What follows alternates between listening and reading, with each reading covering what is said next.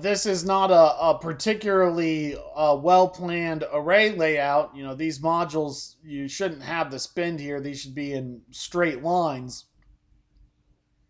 But one thing that this project did quite nicely, which is arguably much more important than aesthetics, is they actually have a walkway along this metal rooftop.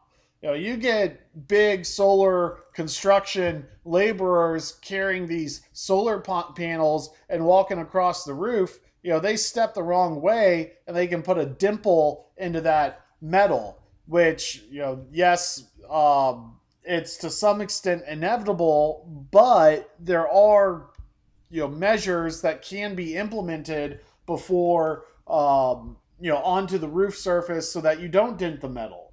And so, you know, if you are in a competitive bid situation, you know, breaking out the price of, you know, this is what you're asking for, but we will provide these additional protective walkways to mitigate the wear and tear on the roof as part of construction as a standard contract item for professional solar installers is to assume a small amount of non-essential roof damage. You know, a dimple in the roof is not something that anyone's going to be happy about, but you know, when planning a major construction process on top of the roof, it is some to some extent inevitable.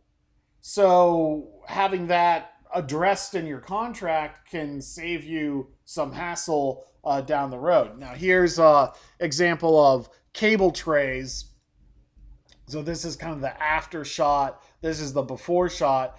Cable tray is expensive. It's more expensive than running EMT conduit along the rooftop, but it's also more appropriate than running EMT conduit across the rooftop. The cables can just be laid down into the tray and secured. You don't have to deal with pulling and straightening and parallel conductor runs.